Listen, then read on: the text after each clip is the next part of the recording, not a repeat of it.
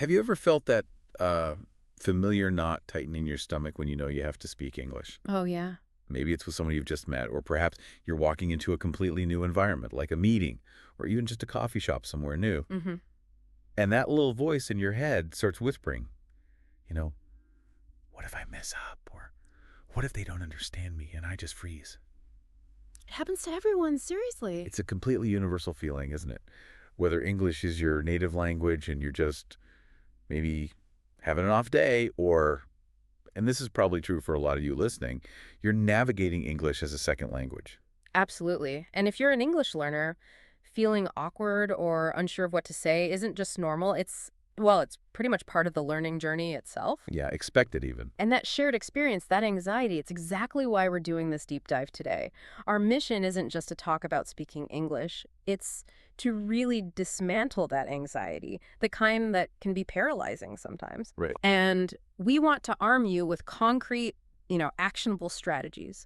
We want to move you way beyond those stiff, unnatural, almost robotic textbook phrases. Ah, those. Yeah, into a space where you can genuinely talk to anyone in English. This isn't about memorizing perfect sentences. It's about real, relatable, and actually helpful insights that lead to, like, authentic human connection. Exactly. Our aim with this deep dive is to offer you a more effective path, maybe even a shortcut, to feeling truly well-informed and, importantly, genuinely confident in your English conversations. hmm We've really dug through a lot of sources, communication research, practical language guides, even, our own notes from years of doing this ourselves in different languages. Yeah, lots of trial and error there. Oh, definitely. To pull out the most potent bits of wisdom, we're going to unpack practical strategies, explore the mindsets which are just crucial that transform how you interact, Absolutely. and even give you tools to gracefully handle those, well, inevitably awkward moments that pop up in any conversation for anyone, really. They always do. Get ready to maybe shift your perspective a bit and hopefully unlock the natural flow of your voice in English. Okay, let's unpack this first big idea because it's maybe the most crucial shift you can make.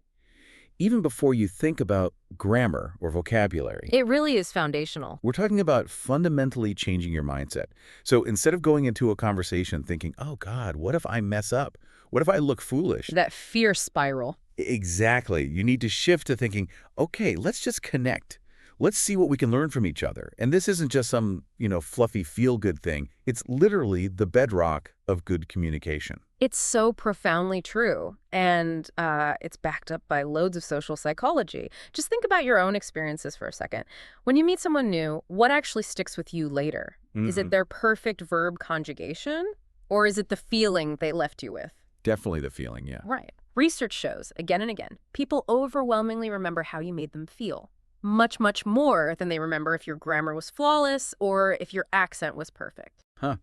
That's interesting. So if you approach a conversation with genuine interest, warmth, kindness, basically showing you value the human connection more than linguistic perfection, people naturally respond better. They open up. It makes sense. You're lowering the stakes. You are. You're not there to give a TED Talk, right? Right. You're not sitting in exam. You're just being a human having a chat.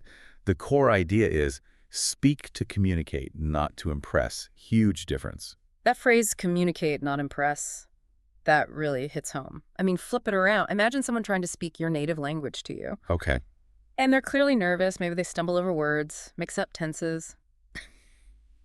But they're smiling. They keep trying. Their intention is obviously just to connect with you. Yeah. How would you react? You wouldn't be sitting there grading their grammar, right? No way. I'd be rooting for them. I'd They're- appreciate the effort. Exactly. You'd appreciate their effort, their courage. And that's the same empathy, the same grace you'll usually get from others. Just trying is powerful. It shows respect. It shows engagement. Absolutely. And here's something really surprising, something our sources really hammer home that should take off so much pressure. Most people, like the vast majority, are way too busy thinking about what they're going to say next. Oh. To even consciously notice your tiny grammar slip-ups or pronunciation quirks. Seriously, their own internal monologue, their own anxieties about the chat, they're usually louder to them than any small mistake you might make. So that feeling of being under a microscope is mostly in my own head. A lot of it, yeah. It's an internal story we tell ourselves that isn't always reality. So the big takeaway here is really freeing. You don't need perfection. You just need presence. Be there, be engaged, be willing to connect. Focus on the human part, not just the language part. Okay, now let's talk about something that often gets a bad rap. Small talk. Ah, yes. Small talk. People tend to dismiss it, right? Like Yeah. it's boring, superficial, maybe even fake. But here's where it gets really interesting. Because the truth, according to the experts, is that small talk isn't a barrier to going deeper. It's actually the essential bridge to get there. It is exactly that, a bridge, a vital one. Think about it like this. You wouldn't just barge into someone's house without knocking, right? And that'd be weird and rude. Right. Small talk is like that polite knock on the conversational door. Before you even think about diving deep, you're just opening the channel, testing the waters, letting everyone feel comfortable, check things out. Okay, like easing in. Yeah, it's a low-stakes way to build rapport, find maybe a little common ground, and just signal, hey, I'm open to talking more. Social scientists even call it a form of social grooming. It's how we humans check for safety and build that initial bit of trust. Social grooming, huh? Yeah. Okay, I like that pebble analogy you mentioned earlier, too, throwing a pebble in the water to see the ripples. So what are some of those reliable pebbles? What are some practical, effective small talk starters the sources suggest? Well, the beauty is often in their simplicity. A classic, always good, hey, how's your day going? It's open, it's not threatening, and the other person can share as much or as little as they want. Easy enough. Another super powerful tool, and people forget this one, a genuine compliment. Not creepy, just genuine. Like, I love your jacket, where'd you get it? Or maybe, that was a really interesting point you made back there about the project. Genuine compliments, they're gold. Why gold? Because everyone likes being noticed, being appreciated. It makes them feel good, makes them smile, makes them instantly more willing to chat. Doesn't have to be clever, just real and specific. Okay, compliments. Got it. What else? Observations about where you both are, shared environment stuff, like, wow, this place is packed for a Tuesday, huh? Or, is it always this cold in here? Yeah, the classic temperature comment. It works because you're talking about something you both share right now. It creates this tiny, instant shared reality, opens the door. And the great thing is, like you said with the pebble, the conversation can just stay light, stay brief, that's fine. Totally fine. Or, if there's a spark, it can naturally lead somewhere deeper. No pressure either way. The goal is just initiating. Exactly. You're just seeing where the ripples go. And the key takeaway is that small talk is valuable practice. It's not just about that conversation. It's about showing up, making the effort, getting more comfortable with just starting. Even if it doesn't lead anywhere profound, you showed up, you engaged. That's a win. Builds that conversational muscle. So, if we accept this about mindset and small talk, what does it mean for how we should actually, learn and use English? It feels like a big shift. It is. Stop focusing so much on memorizing random, isolated grammar rules and start learning the real functional phrases people actually use in everyday conversations, getting that fluency in action. That's a really critical distinction. And yeah, often missed in how languages are taught traditionally. Yeah. Think about it. Listen to native English speakers just talking. Nobody, like in a real chat, walks around saying, I am going to the market. Henceforth, I shall return at 4 o'clock. Yeah, sounds like Shakespeare. It sounds absurd. Because it's not how real people talk. It's too formal, too stiff, just unnatural. Our sources really stress that good communicators, even native speakers, rely heavily on what linguists call lexical chunks or collocation. Lexical chunks. Yeah, basically pre-made phrases, common expressions, fixed patterns. You learn and use them as one unit instead of building them grammatically from scratch every time. It speeds things up and makes you sound way more natural, more fluent.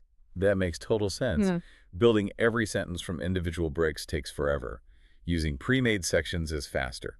So what are some of these vital chunks, these conversational workhorses we should focus on? Well, they're powerful because they give you flexibility and they buy you time. Think about phrases like, that's interesting, tell me more. Good one. Or, I know what you mean. Or maybe, I'm not sure I follow. Could you explain that a bit more? Okay, yeah. Lifelines. They absolutely are. These phrases give you instant confidence because you know you have something ready, even if your brain blanks on a specific word. And importantly, they show you're listening. They keep the conversation flowing, especially if you're unsure what to say next or need clarification. Throws engagement, right? Which we said is key. Exactly. More important than perfect grammar. And hey, let's not forget the power of just being honest. A phrase like, sorry, my English isn't perfect, but I really want to talk to you, That can be incredibly disarming. Really? People respond well to that. Most people do. They'll often smile, slow down, help you out. It shows vulnerability, courage, and a real desire to connect. Those are respected qualities. So the main point here is focus your learning on practical, real-life phrases in chunks. Boost your confidence, make interactions smoother. Don't get totally bogged down in perfect grammar construction all the time. Okay, here's a strategy that feels completely backwards. Yeah. Especially if your big worry is about talking in English. Uh-huh. The advice is, if you're nervous about talking, actually talk less. Listen more. Huh. It sounds weird, right? Too simple. Yeah. But apparently it's an incredibly powerful, maybe overlooked strategy for building conversational confidence. How does that work? It taps into something really fundamental about humans.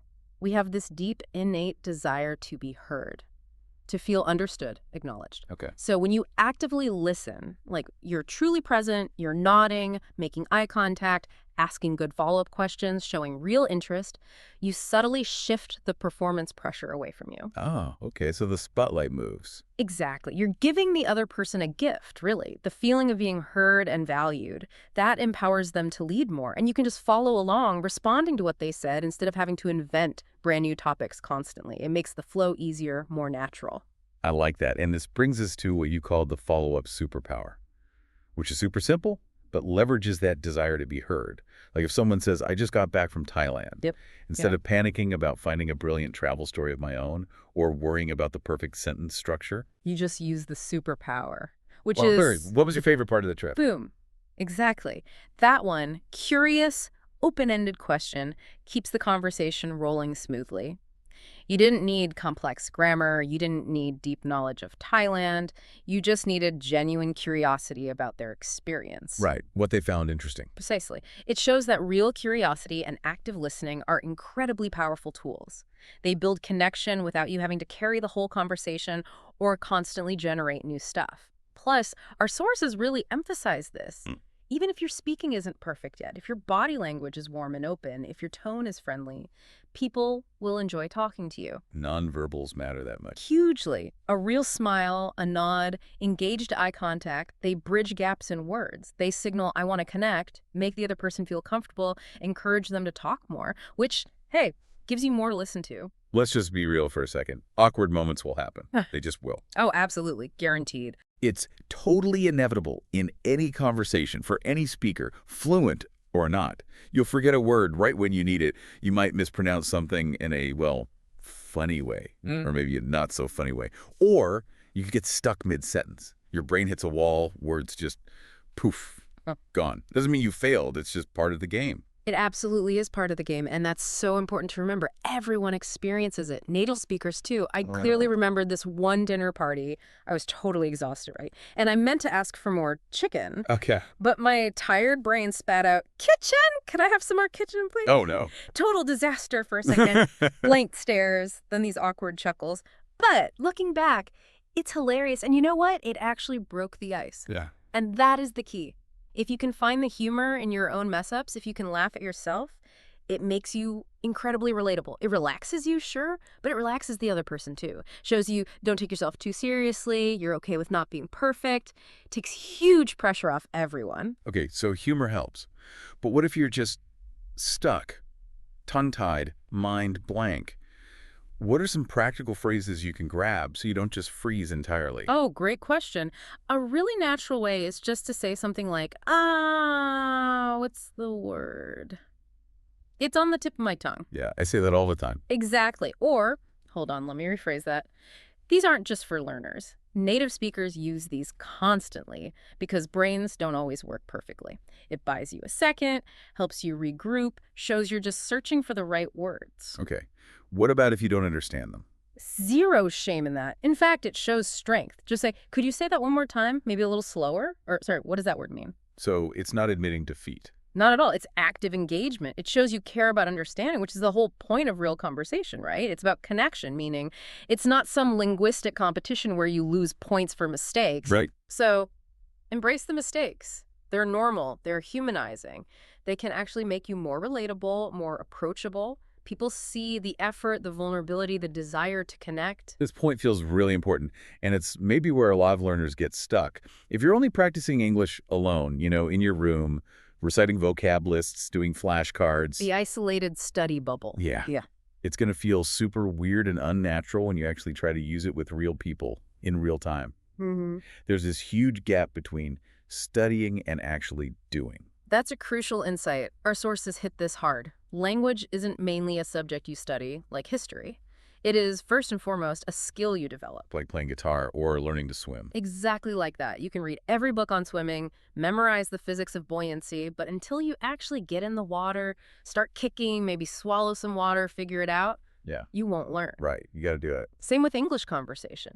Your brain needs to experience the language in action, in context, maybe even under a little bit of pressure. Real-world application is key. Okay, so for everyone listening, what are some actionable, small, maybe low-friction ways they can weave English practice into their actual daily lives? Make it organic, not just homework. Start small, but start somewhere. Consistency over perfection. Order your coffee in English. Just a latte, please. Thanks. Say hi and thank you in English to the delivery driver.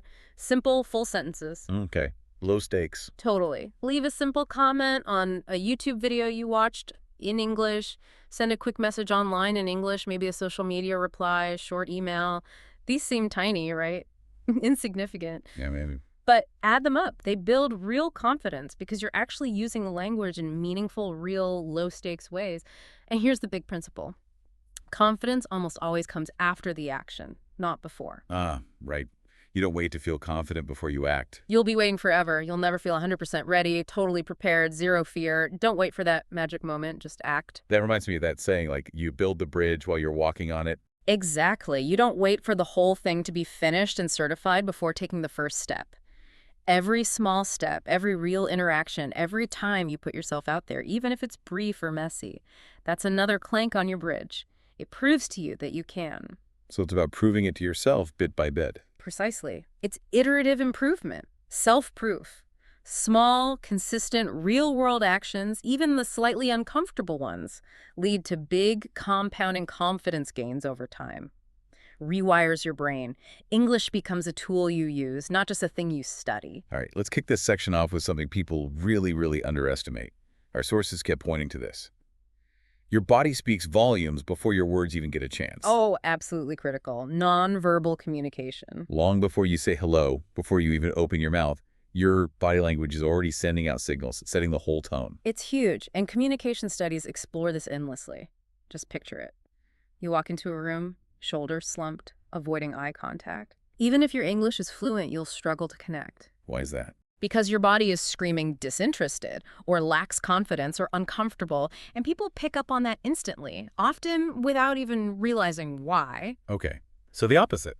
Contrast that. Stand tall, offer genuine relaxed smile, make friendly, steady eye contact. People are just naturally drawn to that open, confident presence. Confidence is surprisingly contagious. Contagious? How so? Well, your body can actually lead your mind. Even if you're feeling nervous inside, adopting confident postures can subtly change how you feel and definitely how others see you. That's fascinating. So even if I'm terrified, if I just act confident physically, it can actually help. Exactly. It's a feedback loop. Smile, even if you're scared. Like- Sit forward, like you're really engaged. Make an effort to have open posture, uncross your arms, turn towards the person. These physical shifts don't just change how others react to you, Right. they also subtly change how you feel inside. You start to feel genuinely more confident, more at ease, and don't forget gestures. Using your hands. Yes, if you forget a word, mind goes blank. Don't panic. Use your hands. Point. Mime. People are wired to understand body cues. Often, you can get your meaning across without the perfect word. Like charades, almost. A little. Think about babies. They communicate complex things way before they talk. Same principle applies. Your physical presence, your nonverbals, they're a powerful tool. Enhances connection, clarity, and crucially, your own confidence. Okay, we talked about small talk being essential for starting things off. Absolutely vital. The bridge. But if you want to build real memorable connections and move beyond just nice weather we're having, Yeah, move past the they've pleasantries. got to consciously try to go a bit deeper. Indeed. And going deeper doesn't mean you have to suddenly share your life story or deepest secrets. Not at all. Okay, good. It just means asking real questions, questions that invite the other person to share a bit more of themselves, their experiences, their views, not just give a yes, no, or a one-word answer, moving from transactional questions to more transformative ones. Transactional to transformative. I like that. Can you give some examples? How do we change those common surface questions into something more inviting? Sure. Take the classic, often conversation killing, what do you do? Ugh, yeah. Yeah. Leads to a job title then? Silence. Right. Hmm. Instead, try asking, what do you enjoy most about your job? Or maybe, what's the most challenging part? See the difference. It invites passion, experience, meaning. Yeah, it opens up way more possibilities. What about where are you from? Another common one can be generic. Instead, maybe try, what's something cool or unique about your hometown that maybe I wouldn't know? Ooh, that's good. Makes them think. Share an insight. Exactly. Encourages a little story, a cultural tidbit, makes the chat more vivid. These subtle shifts change everything. They invite people to share, not just respond. Makes it feel more alive, personal. My absolute favorite, though, the one that often triggers instant story time, Okay, give it to me. is simply, that's interesting, how'd you get into that? Oh, I love that. How did you get into that? Yeah. So simple. Deceptively simple, incredibly powerful. It taps into that narrative instinct we all have. It immediately invites them to tell their origin story for whatever you were just talking about. Yeah, everyone has a story about how they started something. They do. And stories are the glue of human connection. When you invite stories, people feel heard, valued, they open up more. And here's the key thing for language learners. Even if your English isn't perfect, those shared human moments, those stories, trying to understand someone else's journey, that speaks way louder and builds much deeper bonds than perfect sentences ever could. Be a good listener. Ask empathetic questions. Connection follows. Okay, this one feels like a tough one for a lot of learners, maybe even an advanced technique, because honestly, even native speakers struggle with it. What is it? Don't be afraid of silence. Ah, yes. The dreaded pause. Right. In conversation, silence isn't a void you have to frantically fill. It's not a sign you failed. It's actually a tool, a powerful one. It absolutely is, and it goes against that common, almost visceral fear. Learners often panic the second there's silence, right? Feel this huge pressure to fill it instantly. Yeah, the awkwardness feels intense. And that panic often leads to rushed, maybe less thoughtful, sometimes even nonsensical responses just to break the silence. But the real value of pauses is different. Sometimes a brief silence gives your brain time to process, translate if needed, form a coherent thought, especially in a new language. Okay, thinking time for me. And other times, that pause gives the other person a moment, maybe to add more to their thought, elaborate, or just process what you just said. It's like mutual breathing room in the conversation. So it's not awkwardness, it's space. Yeah. Useful space. Precisely. Think of negative space in art or rests in music. They're essential. Fluent, confident speakers, they regularly take a beat, they breathe, they collect their thoughts before they respond. Pauses aren't failure, they're space, allowing for depth, clarity. And how does that project confidence? It feels like it would project uncertainty. Counterintuitively, no. When you don't rush, when you allow a moment of quiet reflection, you actually seem more thoughtful, more composed. People often respect someone who takes a second to respond intentionally, rather than just blurting out the first thing that pops into their head. Even saying something natural like, let me think about that for a moment, or that's a good question, let me gather my thoughts. That sounds incredibly confident. It shows you value the conversation enough to give it real thought. Strategic pauses enhance thoughtfulness, convey composure, and ultimately project genuine confidence, not awkwardness. Okay, let's tackle one of the really tough ones, the really emotional one. What do? How do you bounce back when someone does make fun of your English? Or they give you that look, like you're wasting their time, like you're an inconvenience? Yeah. Because, let's be honest, when that happens, it sucks, it feels awful, can totally crush your confidence, make you want to just hide. Oof, it really does suck, and it's an unfortunate thing that absolutely happens sometimes. We have to talk about it. But here's the critical mindset shift you have to make. Our sources really drive this home. Their reaction, their judgment, their negativity. It says way, way more about them than it ever says about you. Really. It feels so personal, though. It feels personal, but it usually isn't. People who judge or mock others for trying, especially for something as brave as learning a new language, they're often projecting their own stuff, their insecurities, their prejudices, maybe just their own narrow-mindedness. That negativity, almost never truly about your ability, almost always about their own issues, their need to feel superior, their discomfort with difference. So it's not actually a reflection of my worth or my effort or whether I can learn. Not even close. Let me be crystal clear. You are the one being brave here. You're taking on this challenging, amazing, transformative journey of learning another language. That's not weak. That's incredibly courageous, smart, resilient. Okay. So what can I actually do in that moment if someone is rude or condescending? You have choices, and you hold the power. You can choose to respond directly, calmly. Say something like, hey, I'm learning here and I'm making an effort. I'd appreciate a bit of patience while I practice.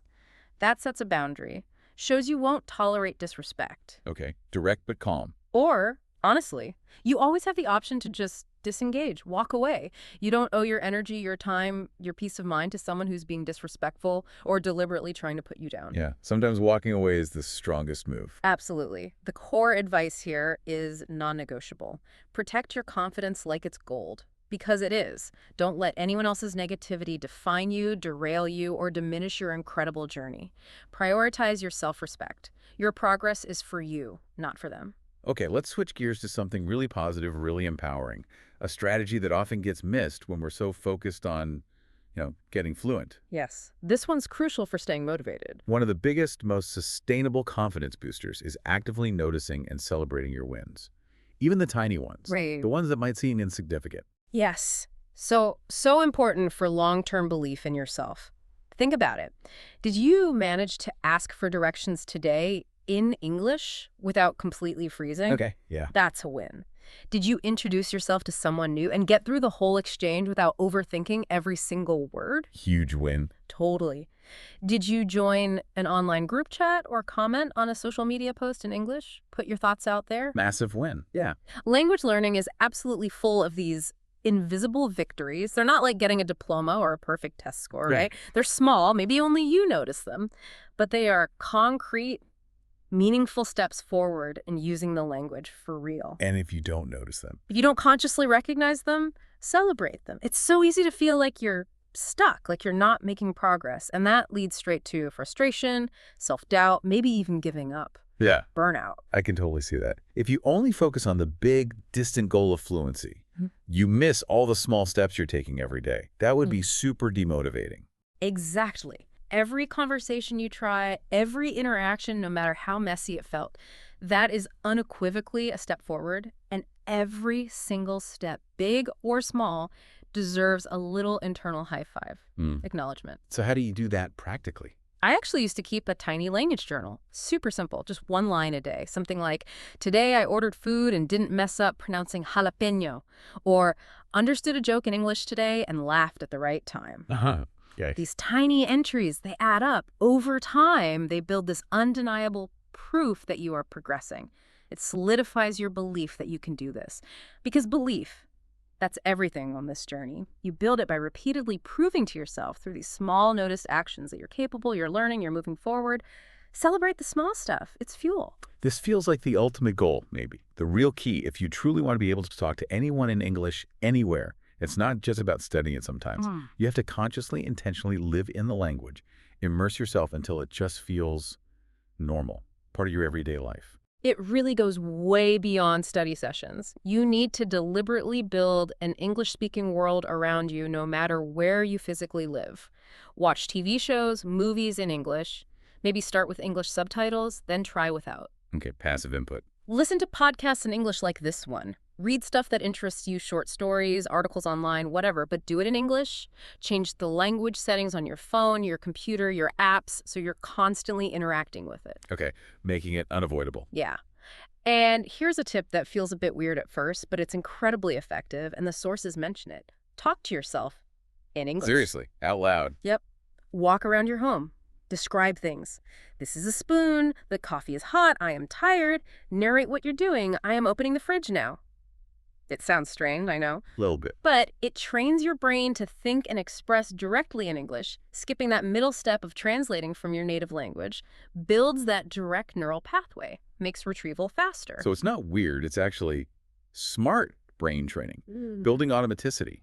Exactly. This constant, pervasive immersion makes English feel normal, not foreign, not something separate you occasionally dip into. When it's familiar, woven into your daily life, using it with others becomes much easier, more natural. Your brain isn't working quite as hard. It's just there. It's just there. And it's not just passive absorption, it's actively integrating English into the rhythm of your life. And the deeper implication here, you're not just learning a language skill, you're actually building a new version of yourself, a new way to express yourself, engage with the world in that language. Wow. That's profound. It is. And that process, yeah, it takes time, consistent effort, but it's truly beautiful, truly transformative. Intentional, constant immersion fosters deep fluency and real lasting confidence. Okay, there's one final message, really critical. I want everyone listening to really hear this right now. If you are struggling, if it feels incredibly slow, if you keep messing up and you feel embarrassed or frustrated or just like you're stuck, please know deep down, you are absolutely not alone. Not even slightly alone. This isn't some unique failing on your part. This is the universal human experience of learning something challenging, especially a language. Absolutely not. Every single person who has successfully learned English, including us, went through awkward phases, frustrating phases, sometimes downright embarrassing phases. It's unavoidable. Yeah. It's actually an essential part of the journey. It's essential. Because those moments where you feel completely stuck, like you're hitting a wall, paradoxically, that's where the real deep, lasting learning happens. That's the forge where your resilience gets built, tested and strengthened. So what's the long-term view? How do those tough moments lead to confidence later? One day, maybe sooner than you even think right now, you are going to look back.